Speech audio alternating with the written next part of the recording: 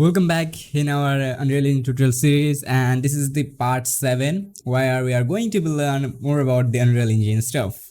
So let's get started. So in our previous video we are pretty much learn about the outliner and the details panel. Okay, now we are going to learn some more that important. So first I want to teach you about the save button. So what does the save button do? The save button basically did that whatever you do it change in your level, it will basically appear at here, or not appear, basically with that you can basically able to save. Okay, the second thing, you find the search content, which is basically the content browser, which is basically very needed. And whatever asset, doesn't matter, it's sound, it's mesh, it's your house, tree, or whatever it is, any type of VFX, all the everything will be displayed at here. It's kind of like a file explorer of your PC basically.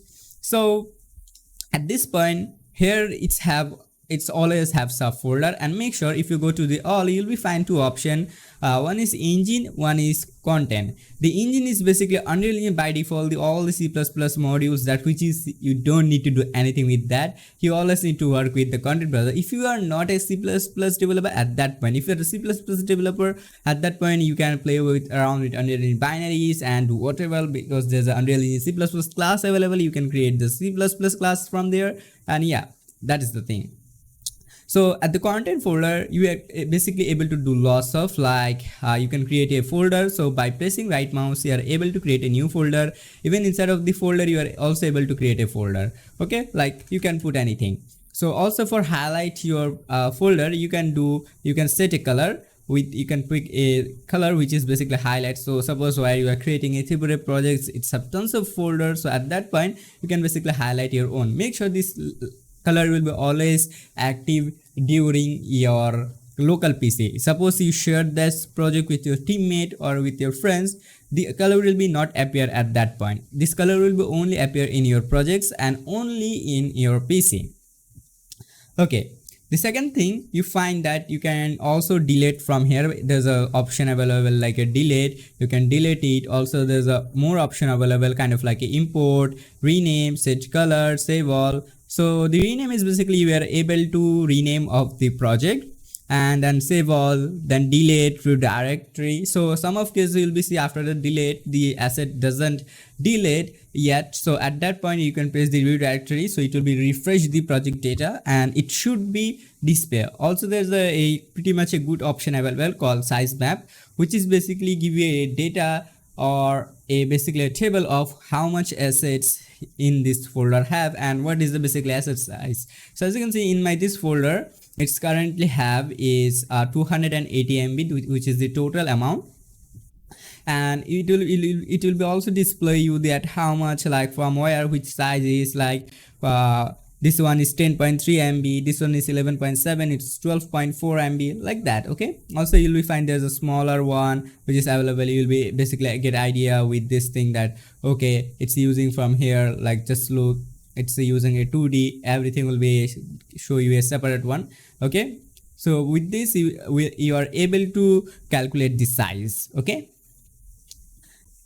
then at the content folder, you are also able to basically share a static, which is basically give you a state of your data, which is basically not too much important. So I'm going to skip it. Okay. After that, there's a call option available like outliner. As you know that in the filter, we can filter all of the option. That is a pretty similar at here. In content browser, we are also able to do the same, but there's a more varieties are available. So there you can basically able to filter the labels. Like suppose you want to filter all the labels from your this asset, you are just press the label and you can bring them by pressing here and just click on the labels option and other stuff. Okay, there's also available for texture, static mesh, and skeletal mesh, and animation, and pretty much everything. Okay, we already get it, lots of things from here. Now let's learn about the importing. Okay, so how can basically import anything. So for example, if you want to import a model, which is basically, if I show you from the start point, from scratch, this is a model, basically a cube, and let me edit some so it'll be done tell that, okay bro, it's already in a in your PC and you don't need anything. Okay, so let me make some custom stuff for you. Even I don't know what I'm making, but I hope, yeah, it's totally, I'm not sure what I did, but yeah, okay, it's going to be do. Also make sure that every asset should be, the pivot point is like something like this. Okay, and make sure it's in the same, and this is Unreal Engine face, the X is basically Unreal Engine face, so you can basically apply transform. And for get better result in UVs, you can press the select all, press unwrapped UV, so it will be basically give you more better UV stuff. And there's a material in every model, so you can click on that and you can put your material name kind of like a mat 1, and you can put the color like how much you want. Make sure it will be only display the base, it doesn't come with all the needed. Okay, for check a better look, you can render with a cycle render, so it will give you more better the calculation and the lighting stuff. So currently I'm going to put it in Unreal Engine, so simply file, export FBX, and I'm exporting in my music, I'm choosing in my cube. And for export you can select object and mesh and others and apply transform. Make sure, and at the geometry it should be in a face, and then you can leave bone, you don't need big animation, don't need, so export. Okay, once you have, it's kind of like you have now a model. So you can now create a folder called mesh, and now instead of the mesh I can simply click on import and choose wherever I export it and click on open. Now it will, because it's already have a material, it will be display automatically. So here there's an option available that search location. If you already have existing material, so you can choose the all asset, so and don't create material, so it will be don't create any material, and it will be try to find from your local directory. But in my case it's first time doing, so I'm setting it local and create a new material and click on import.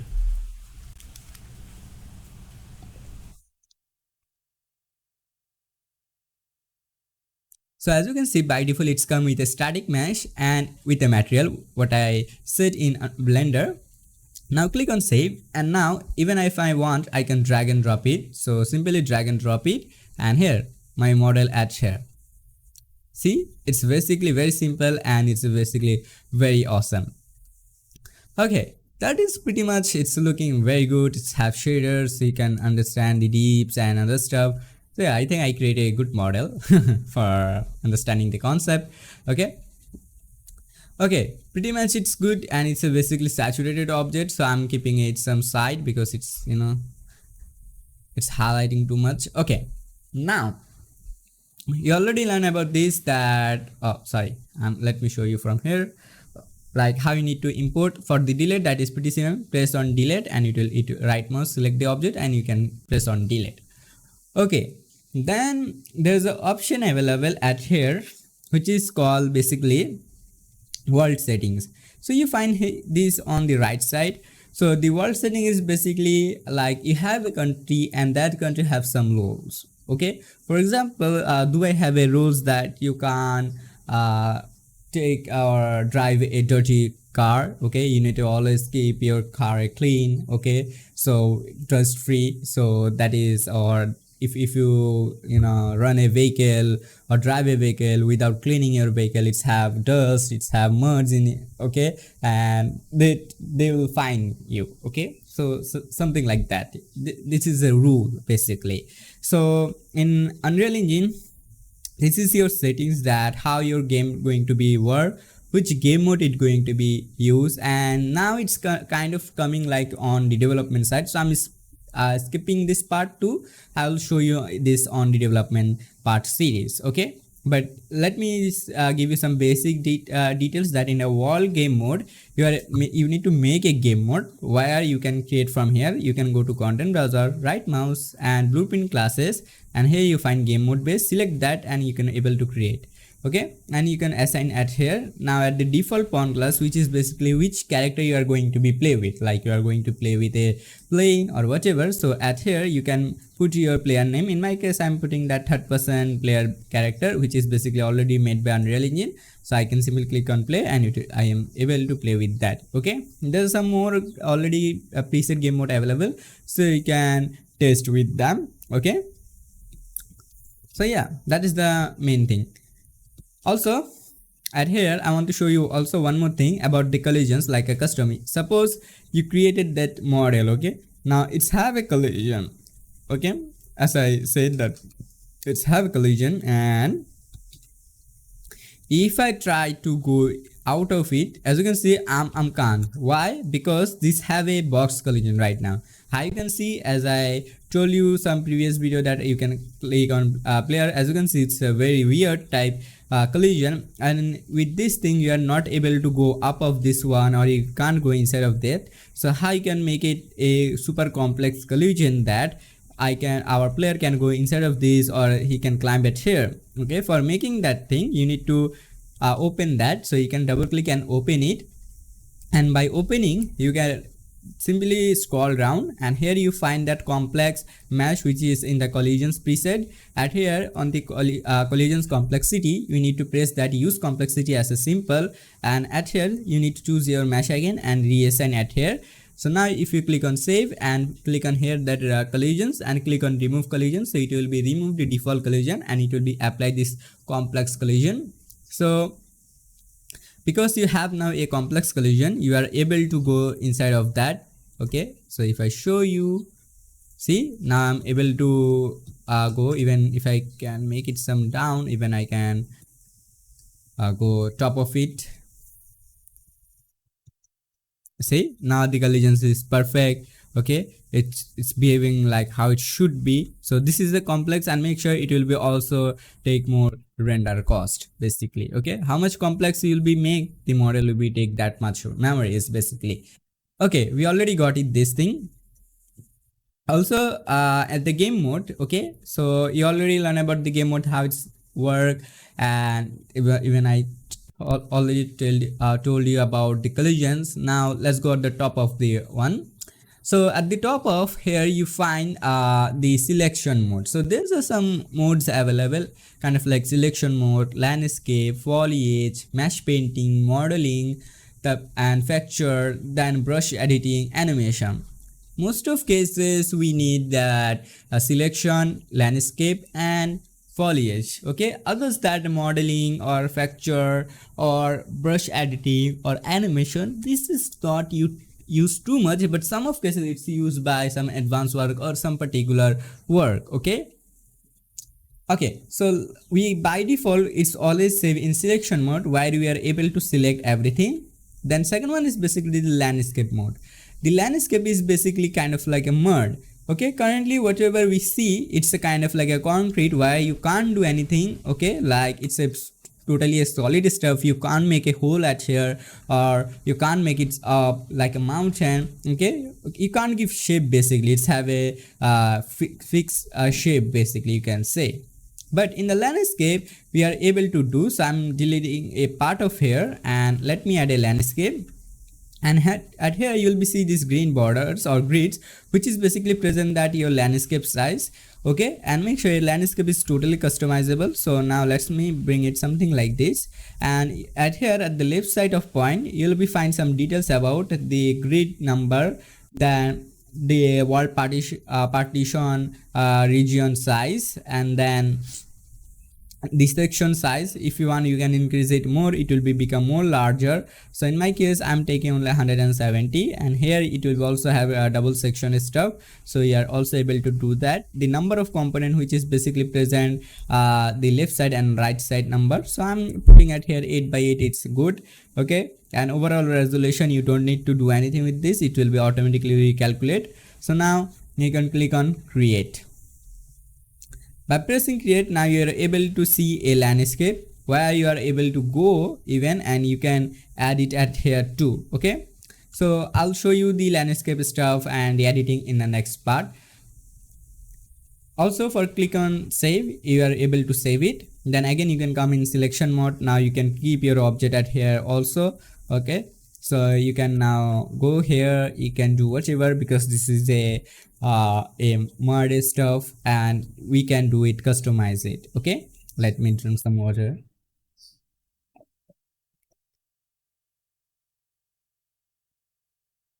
Okay, now let's go about the foliage tool. The foliage tool, the mostly used after that creating the landscape. The foliage tool most of cases used for landscape, the making the environment. So even in our previous video, in our part 1 or part 2, I told you about the importing asset and adding. So let me add a asset pack for you and let me show you that how you can use the foliage tool.